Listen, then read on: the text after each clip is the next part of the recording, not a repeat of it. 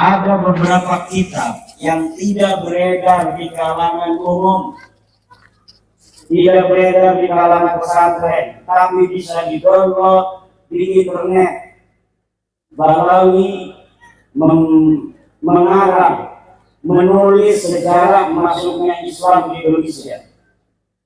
Seperti Alwi Thohir, Balawi mengarang sejarah masuknya Islam di Indonesia dalam bukunya Al-Madkhal fi Dukhulil Islam fi Syarqil Aqsa.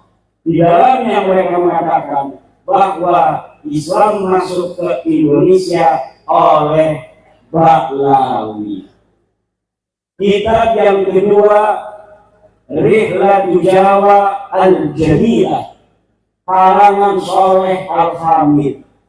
Di dalam kitab itu pun dikatakan penyebar agama Islam dari Ba'lawi Yaman.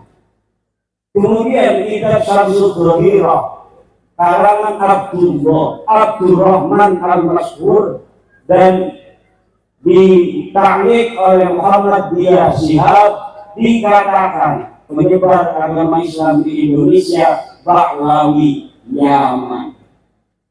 Kemudian Husain Muhammad Al-Kaf membuat buku sejarah masuknya Islam di Indonesia, Al-Islam di Indonesia Al-Mu'asirah, karya Husain Muhammad Al-Kaf. Juga di dalamnya menyebutkan penyebar agama di Islam di Indonesia adalah Ba'lawi. Ini Bapak Ibu saudara-saudara, makanya kalau kita klik Dukhulul Islam di Nusantara berbahasa Arab, maka yang akan keluar adalah sejarah versi Ba'lawi. Tapi kalau kita klik dengan bahasa Indonesia, sejarah masuknya Islam di Indonesia, yang akan keluar adalah Mansur Suryanegara, Hamka, dan penulis-penulis sejarah Islam di Indonesia lainnya. Benar, tapi kalau kita kliknya dengan bahasa Arab, maka yang akan keluar kitab-kitab sejarah masuknya Islam di Indonesia karangan Ba'lawi.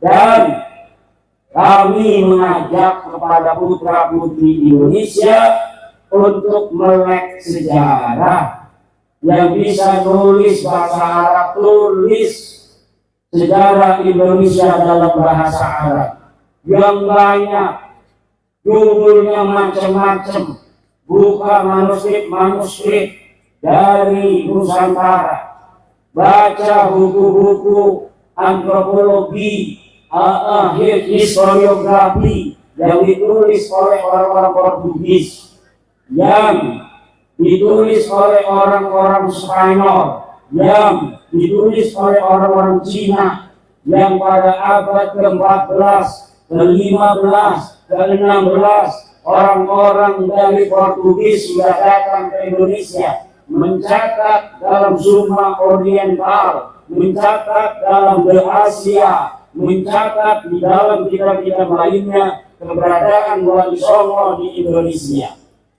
pada saat itu. Tetapi hari ini sejarah itu banyak yang berubah. Maka para penulis, para pemuda yang punya YouTube-nya angkat masalah sejarah. Buka itu karya ulama-ulama Indonesia. Buka itu karya-karya ilmiah ulama-ulama kita dalam sejarah, angkat di dalam YouTube. Yang bisa nulis di web, nulis di web. Yang bisa nulis buku, nulis buku. Yang bisa di Instagram, Instagram. Yang bisa di Facebook, Facebook. Kenapa? Untuk melawan narasi-narasi sejarah yang dibelokkan oleh oknum-oknum yang ingin menguasai kesejarahan Indonesia masa lalu, agar mereka yang ada hari ini bisa mendapatkan manfaat dari apa yang ditulis oleh sejarah mereka tentang leluhur mereka yang palsu. Leluhur mereka tidak punya andil apapun di dalam kesejarahan bagaimana menyebarkan Islam, tapi mereka ingin ditulis leluhurnya sebagai penyebar agama Islam. Leluhur mereka tidak ada andil di dalam perjuangan kemerdekaan Indonesia, tapi hari ini mereka ingin dicatat leluhurnya sebagai pejuang kemerdekaan Indonesia. Padahal leluhur mereka adalah orang-orang yang ikut Belanda menjadi antek-antek Belanda. Surat-surat mereka masih ada. Bagaimana korespondensi mereka dengan Belanda? Doa-doa ulama-ulama mereka masih ada sampai sekarang di Leiden, Belanda. Saya pernah ke perpustakaan Leiden di Belanda, membaca doa-doa ulama-ulama mereka untuk kerajaan Belanda, untuk Ratu Wilhelmina, agar kekuasaannya di tanah Nusantara dilanggengkan oleh Allah Subhanahu wa Ta'ala. Tapi hari ini mereka ini leluhurnya dianggap sebagai pejuang. Atau cara yang lain adalah orang-orang yang sudah jelas pahlawan seperti Imam Bonjol, kemudian nasabnya disimpangkan ke Balawi. Katanya Imam Bonjol itu marganya bin Syihab, Pangeran Ponegoro marganya itu Mahmud, Asyikab, macam-macam itu dibelokan. Di Ponegoro marganya apa saja? Ada Asyikab dari keluarga Bakut, nganggapnya Pangeran Ponegoro Bakut. Kemudian dari keluarga Bidayah, nganggapnya Bidayah. Nah, nanti yang benar yang mana? Semuanya pengen leluhur mereka dianggap pahlawan. Walaupun mereka yakin itu pahlawan palsu, kenapa mereka tidak takut kepada Allah ketika mereka memalsukan itu? Ini pertanyaan besar. Kok kayak nggak takut sama Allah? Kok nggak kayak percaya adanya hari hisab? Mereka tahu kalau di Ponegoro itu adalah putra daripada Hamengkubuwono III. Udah tahu ada sejarahnya. Dia asli orang Jawa. Tapi kenapa kemudian mereka tidak malu untuk membelokkan leluhurnya Pangeran Ponegoro diakui sebagai orang Yaman? Ini tidak masuk akal-akal yang akal-akal fitri. Ini ada masalah dengan akal mereka ini. Kalau sampai ketahuan apa enggak malu? Buktinya sekarang sudah ketahuan. Tapi kenapa belum membayar anakku? Peneliti.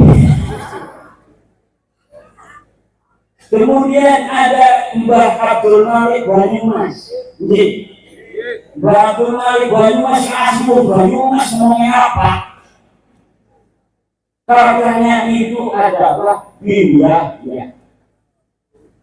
Masa yang masih hidup Al-Mukarram Asy-Syaikh Maulana Roma Irama, daripada Maulana yang lain itu yang jelas aja sih. Perjuangannya pada Islam, Roma Irama, betul. Lagu-lagu yang kita dengerin lagu Roma Irama, Masya Allah, sebujur bangkai, kita ingat mati. Betul. Daripada orang selama halu-halu, Mi'raj 70 kali, leluhurnya bisa membuat rantai dari emas, bisa susu. Luar biasa itu keramat-keramat, memadamkan api neraka. bisa menyalati orang yang mati walaupun leluhurnya sudah mati ratusan tahun. Dicekoki umat Islam Indonesia dengan khurafat-khurafat.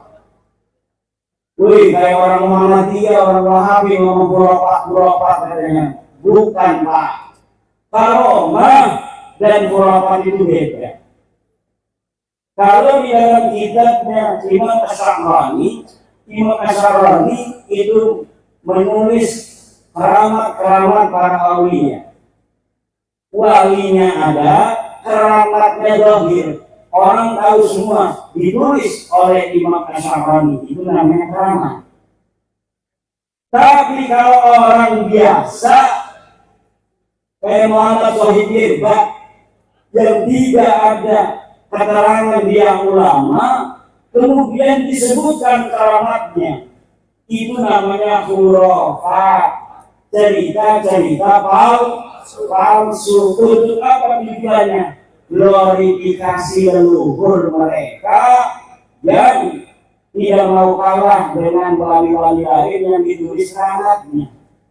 Kalau saya mau Jalani, keramatnya Dhahirun Muntasyarun, itu ditulis dan ada saksi dari kitab-kitab yang satu masa dengan Syekh Abdul Qadir Al-Jilani.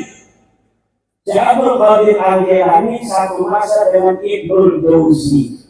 Ibnul Jauzi menulis dalam kitabnya bahwa ada di Baghdad seorang ulama besar namanya Syekh Abdul Qadir Al-Jilani, seorang sufi yang sangat dicintai oleh orang-orang yang awam, yang dia menulis kitab-kitab keramatnya dohir, disaksikan orang banyak.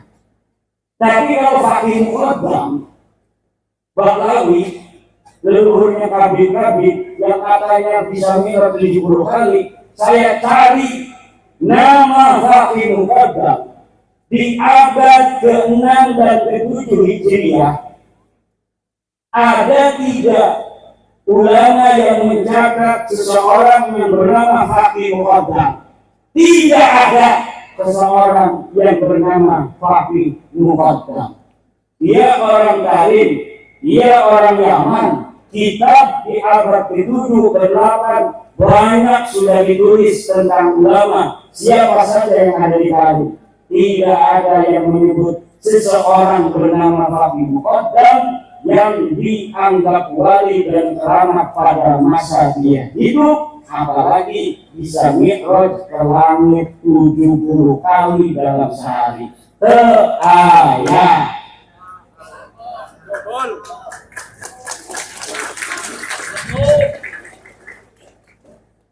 Mari kita jaga negara Republik Indonesia ini. Tugas besar bagi putra-putri Indonesia.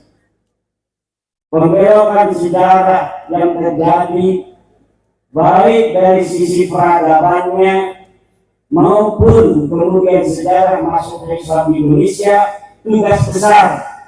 Wahai orang-orang di UI jurusan sejarah, calon-calon doktor sejarah, jangan asal comot referensi, tapi verifikasi referensi itu apakah referensi yang dapat dipercaya atau referensi palsu. Ada sebuah manuskrip namanya Negara Kertabumi, ditulis 1679. Disebutkan namanya karya Pangeran Arya Wangsakerta, putra daripada Raja Cirebon. Ditulis sejarah tentang Indonesia, silsilah para raja-raja, silsilah Wali Songo, Kebanglawi di situ. Tahunnya 1769-an. Tetapi setelah diuji oleh ahli filolog dari Universitas Indonesia, ternyata kertasnya kertas tahun 1960. Nama manuskripnya manuskrip Negara Kertabumi. Yang bawa HP, tulis ketik di Google search Negara Kertabumi palsu. Di situ Anda akan bisa membaca bagaimana pendapat para ahli tentang manuskrip Negara Kertabumi, yang salah satu yang ada di dalamnya menyebutkan silsilah Sunan Gunung Jati adalah dinnya sama dengan Habib-Habib. Siapa yang memasukkan? Wallahu a'lam bishawab. Yang jelas beberapa sejarawan sudah mengutip dari naskah itu untuk dijadikan sebagai referensi. Jadi sebuah skandal ilmiah diciptakan pada tahun 1960-an, ditemukannya pada tahun 1970 itu naskah. Bisa jadi kertasnya itu kertas tahun 1960, tetapi ditulisnya tahun 1970. Karena waktu itu kebetulan Pemda Jawa Barat sedang ada proyek untuk pencarian manuskrip. Mungkin ini skandalnya, ya ini lagi ada proyek nih, ratusan juta, kita bikin aja manuskripnya, nanti supaya dibeli oleh pemerintah daerah waktu itu yang lagi mencari kesejarahan tanah Sunda.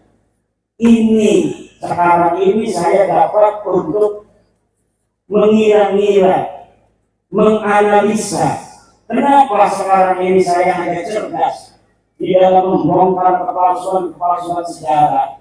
Karena semenjak saya meneliti nasabah Balawi yang sudah terbukti bukan keturunan baginda Nabi Muhammad SAW ini, saya banyak membaca kitab-kitab sejarah Balawi yang setelah dikolaborasi dan dimukobalah dengan kitab-kitab lainnya, ternyata sejarahnya palsu.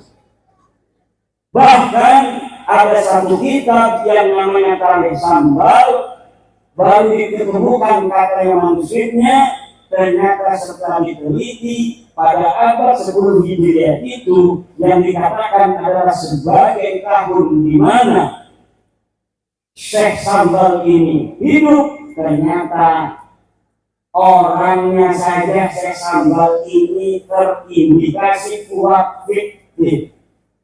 Dan kalau misalnya kitab Tarikh Sambal ini betul-betul dibuat dari manuskrip abad yang ke-10, mana sekarang manuskripnya? Katanya manuskripnya sudah hilang lagi.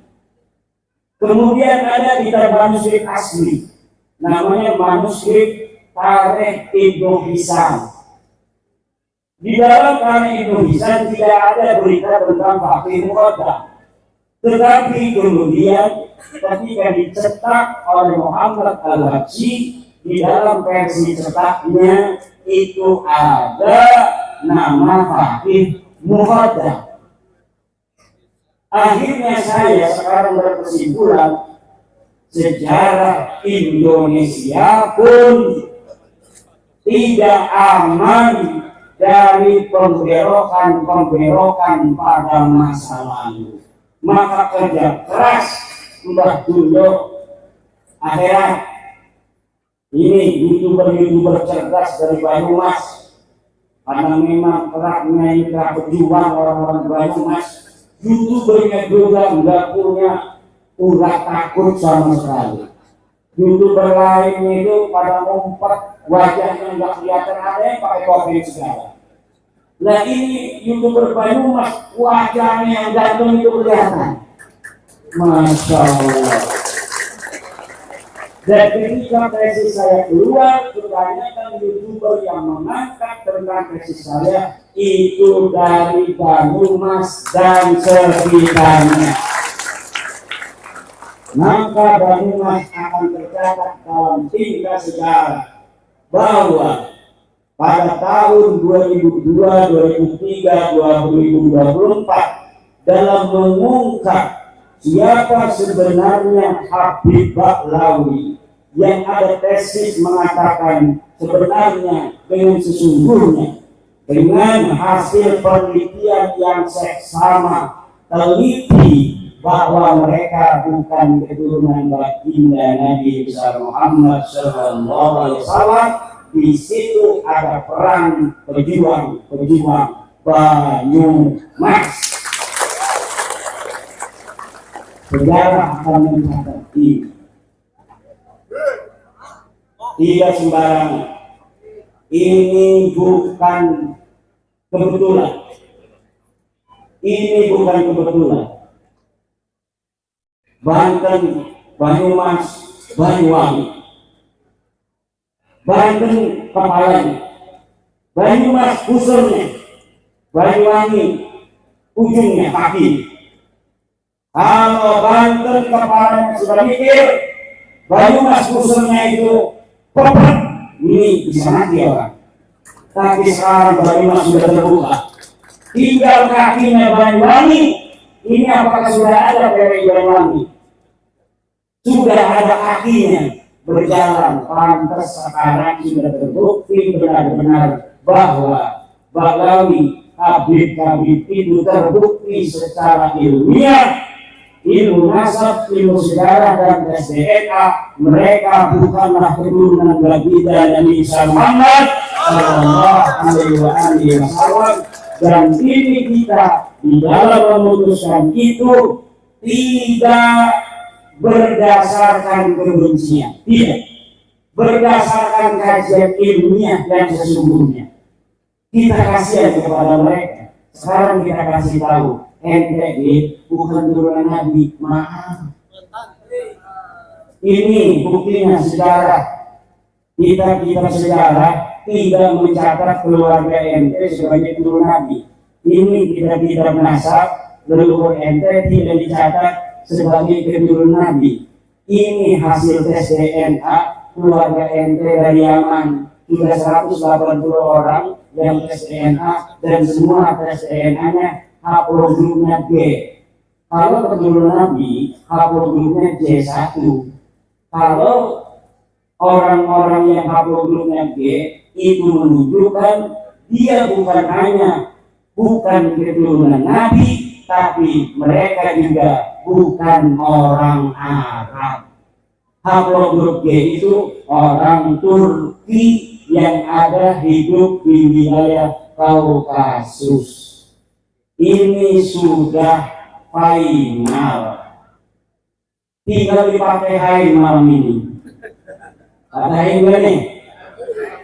Kita pakai hain bahwa bapak-bapak, ibu-ibu yang hadir pada malam hari ini sudah final hasil penelitian bahwa satu, Ba'lawi Habib ini dari bin Syihab, bin Sunni, Al-Syekha, Al-Idrus, bin Yahya dan sebagainya bukan keturunan baginda Nabi besar Muhammad Sallallahu Alaihi Wasallam.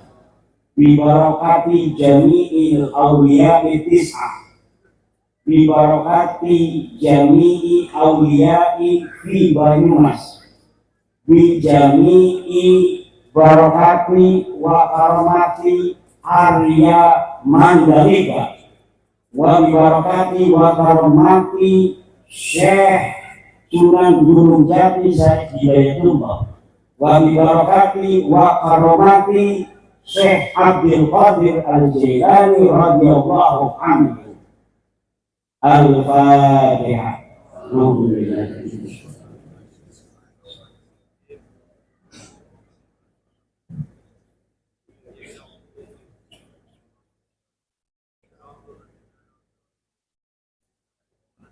Dan semoga orang tua kita, guru kita bersama di Haji Raden Soleh Haji Allah, kau angkat derajatnya setinggi-tingginya, kau ampuni segala dosa-dosanya, kau terima segala amal baiknya, anak cucunya, semoga kau jadikan para ulama-ulama besar, pemimpin-pemimpin bangsa dan negara.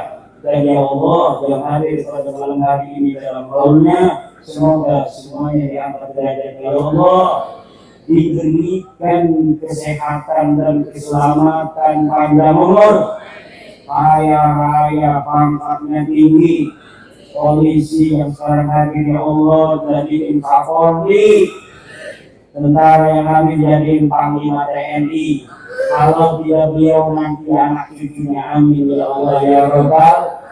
Banser PWI yang hadir banyakin duitnya, kaya raya, bikin pabrik semuanya, amin.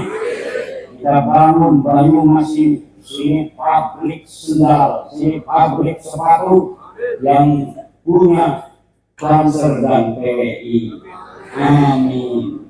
Ibu-ibunya nikahin anak lawannya sama Banser, kiai aja dijaga, apalagi anak ibu-ibu, amin. Mau pilih Banser apa pilih kiai? Jawab. Banser kalah. Kayaknya kiai katanya. Bu, kiai mau bermisi apa? Bu, sama kiai boleh. Udah bermisi apa? Kalau Banser masih dijaga, kiai bermisi boleh. Boleh katakan. Itu jawab sendiri saya. Bapak, alhamdulillah silaturahmi kita malam hari ini insya Allah diberkahi oleh Allah Subhanahu wa Ta'ala, dan semoga PWI yang diketuai oleh Pamnas Agus Mariono akan dilantik nanti pada tanggal 10, akan membawa barokah dan manfaat untuk umat Islam khususnya di Banyumas, umumnya di Indonesia.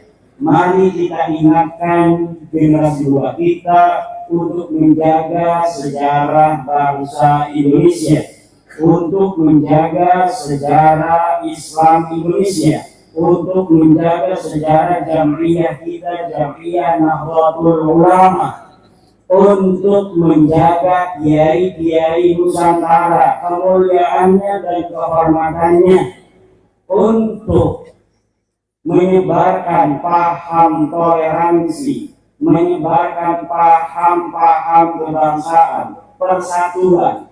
Kita tidak memusuhi siapapun. Yang sedang kita luruskan nasab mereka bukan berarti kita membenci mereka. Betul?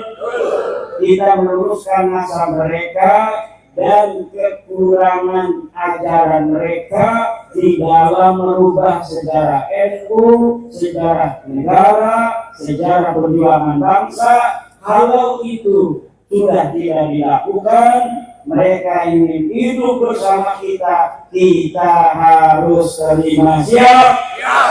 Kita orang Nusantara diajari budi luhur yang tinggi di antara, betul?